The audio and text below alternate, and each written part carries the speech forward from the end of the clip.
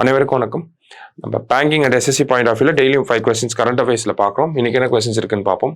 Where does India rank in the list of dominant countries in Asia அப்படின்னு கேட்டிருக்காங்க. So ஆஸ்திரேலியாவை சேர்ந்த லோவி அப்படிங்கிற இந்த இன்ஸ்டிடியூட் அவங்களோட ரிசர்ச் சொல்லியிருக்காங்க. ஸோ டாப் 5 கண்ட்ரிஸ் அப்படின்னு பார்த்தோம்னா ஃபர்ஸ்ட் வந்து யூஎஸ்ஏ. சரிங்களா? ஏஷியா மேல இன்ஃப்ளூயன்ஸ் அதிகமாக இருக்கக்கூடிய கண்ட்ரிஸ் அதில் ஃபர்ஸ்ட் யூஎஸ்ஏ, செகண்ட் பார்த்தோம்னா சைனா, தேர்டு பார்த்தோம்னா இந்தியா.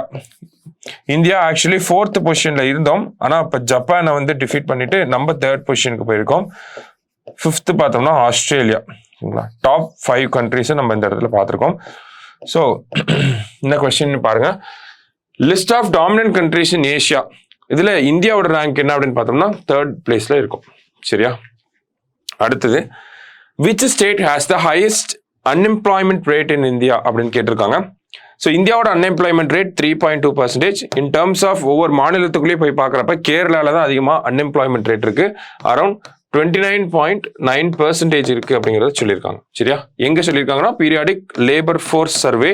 இதை யார் ரிலீஸ் பண்றாங்கன்னா நேஷனல் சாம்பிள் சர்வே ஆஃபீஸ், இவங்க தான் ரிலீஸ் பண்றாங்க. சரியா? அடுத்தது, G4 countries comprise of India, Brazil, Japan and which of the following countries?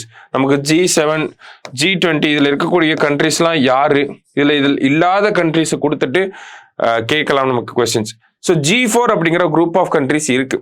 இந்த குரூப் ஆஃப் கண்ட்ரிஸ் பார்த்தோம்னா G4 கண்ட்ரிஸ் பார்த்தோம்னா யுனைடெட் நேஷன்ஸோட செக்யூரிட்டி கவுன்சிலில் பெர்மனன்ட் மெம்பரா ஆகணும் அப்படிங்கிறது அந்த குரூப் ஆஃப் 4 கண்ட்ரிஸோட எய்ம். சரியா? ஸோ யாரெல்லாம் அந்த கண்ட்ரிஸ் அப்படின்னு பார்த்தோம்னா இந்தியா இருக்காங்க, Brazil, Japan and 4th country யாருன்னா ஜெர்மனி. சரியா? அடுத்தது, who will receive Sastra Ramanujan prize for 2024?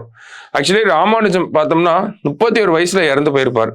அதே மாதிரி 31 வயசுக்குள்ள மேக்ஸ்ல ஒரு பிக்கஸ்ட் கான்ட்ரிபியூஷன் யார் பண்றாங்களோ அவங்களுக்கு சாஸ்திரா ராமானுஜன் பிரைஸ் அப்படிங்கிறது இயர்லி கொடுத்துட்டு இருக்காங்க.